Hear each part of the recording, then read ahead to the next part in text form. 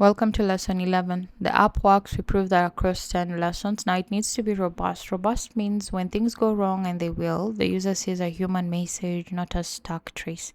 It means loading states that look like the real content, not a spinner in the void.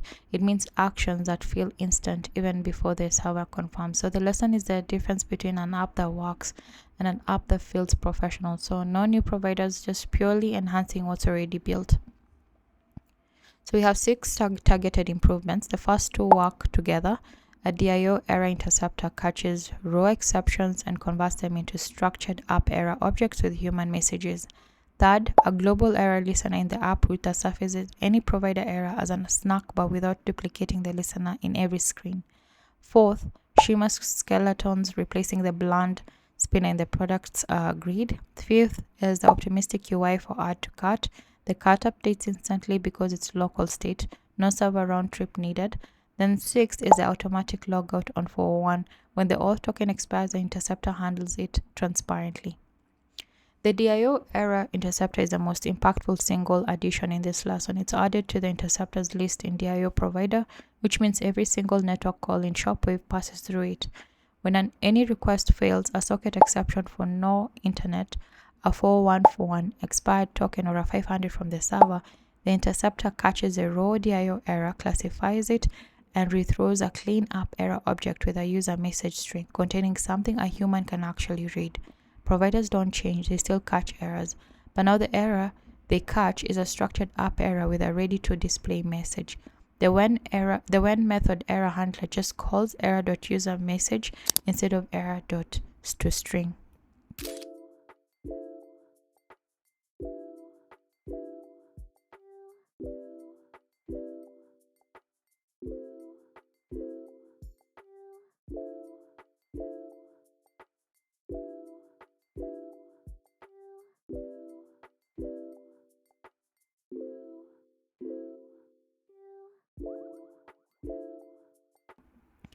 App error is a sealed class with 4 variants, each carrying a user message string.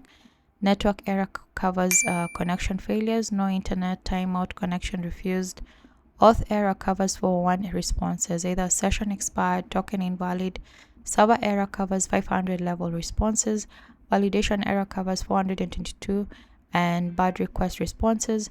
Every variant has a user message field, so any error handler in any screen can call error.userMessage and get a string that's safe to show the user.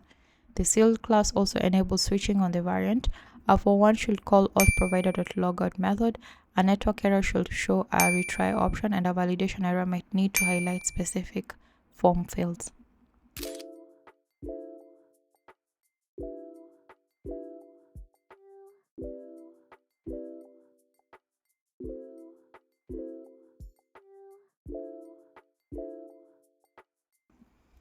The global error snack bar is a safety net. Instead of adding a ref.listen for every handling to every single screen, we add one ref.listen in ShopWave app, the root widget. ShopWave app becomes a consumer widget and listens to key providers.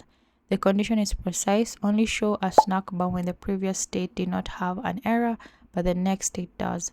This prevents the snack bar from flashing every time the widget rebuilds. The snack bar shows error.userMessage from a structured app error, a human readable string. Screens that need specific error handling, like checkout screen navigating away on success, still add their own local listeners. So the global listener is a catch all for anything that slips through.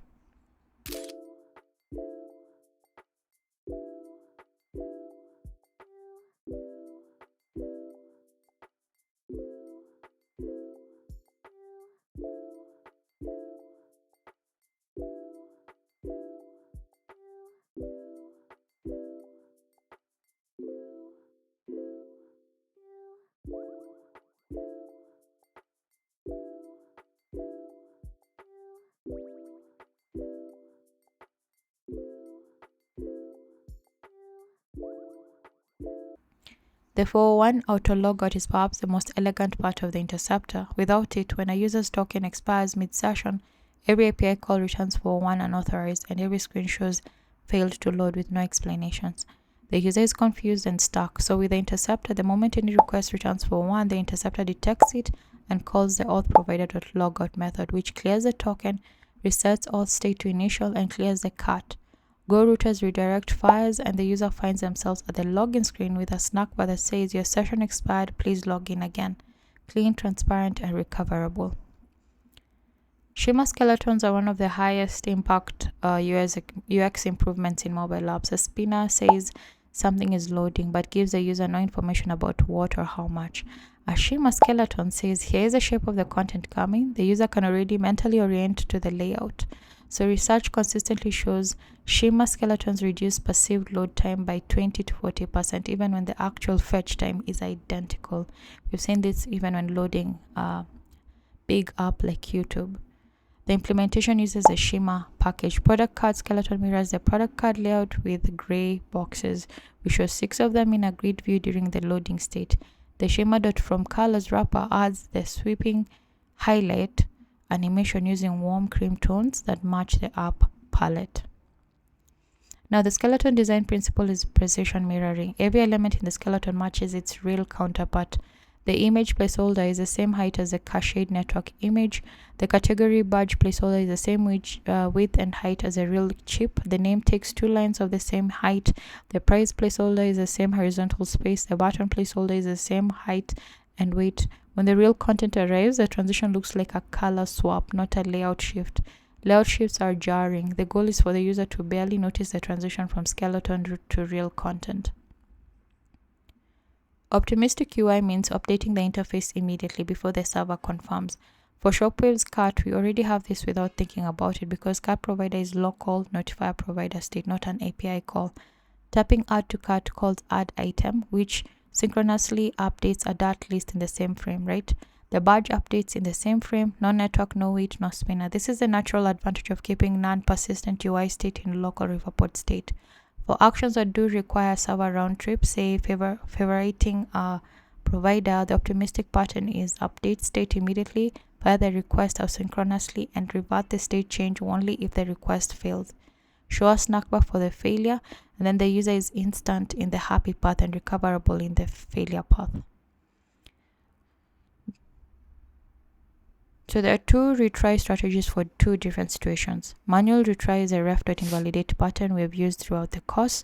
The error screen shows a retry button. The user taps it, and ref.invalidate triggers a fresh fetch.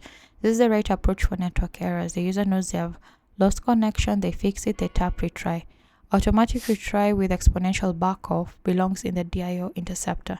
When a 5-something server error occurs, which may be a transient blip, the interceptor waits 500 milliseconds and tries again, then 1 second, then 2. If all retries fail, it throws an up error. Never apply automatic retry to 400 and something errors. A 400 or 401 will fail on every retry because the problem is deterministic, not transient. Error messages are a user experience, not a debugging tool.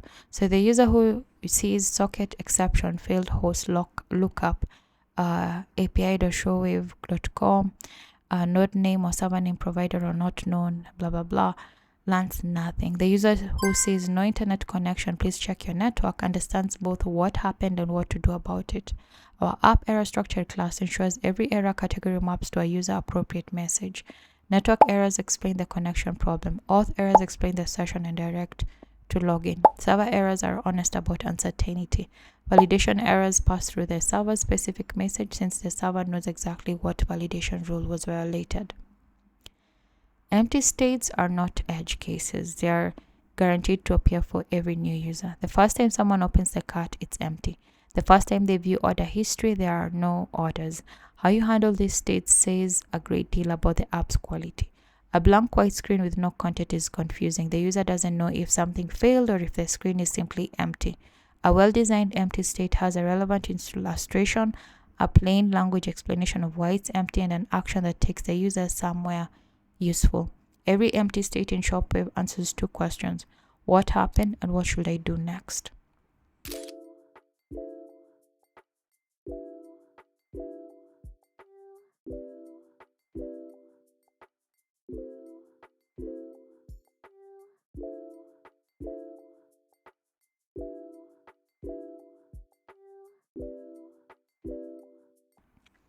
Not every loading situation calls for the same indicator. So when the product screen loads for the first time, the shimmer skeleton grid is correct. It shows the shape of the content arriving. When the user taps place order or login, a spinner inside the button is correct. Localized loading that keeps the button in place and prevents double tapping. When the user pulls down to refresh, the platform's native refresh indicator is correct. It's a standard gesture with expected feedback. When Go Router navigates between screens, no loading indicator is needed. The slide animation is a transition. Matching the indicator to the situation signals that the app understands its own interaction. Overusing spinners signals the opposite. Now, robust error handling has multiple layers. So we have layer 1, the DIO interceptor. This is the outermost layer. It catches raw exceptions before they reach providers, classifies them, and rethrows structured app errors.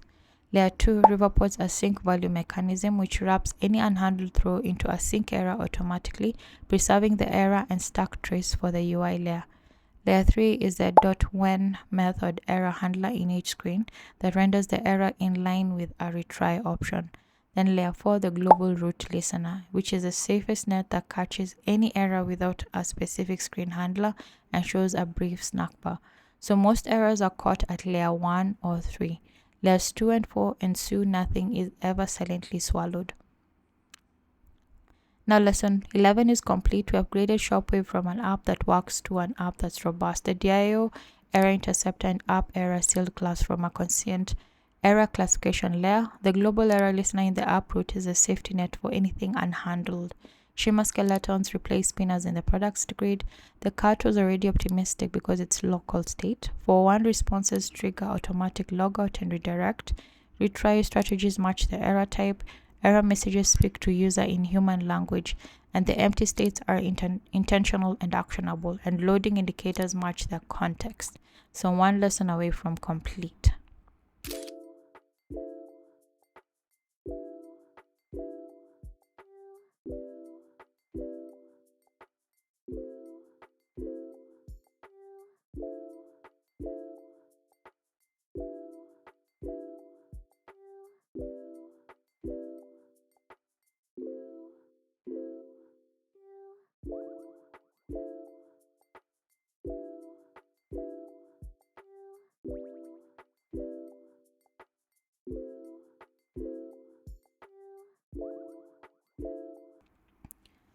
One more to go. Lesson 12, the graduation lesson. So we'll review the full ShopWave code base and evaluate the architecture, what worked well, what the constraints are, and what would change for a team of 10 rather than a team of 1.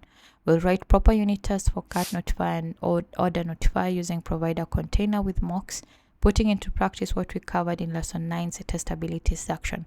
And we look at what changes at scale, Riverpod generator for annotation-based providers, larger team conventions, performance profiling. So see you in lesson 12.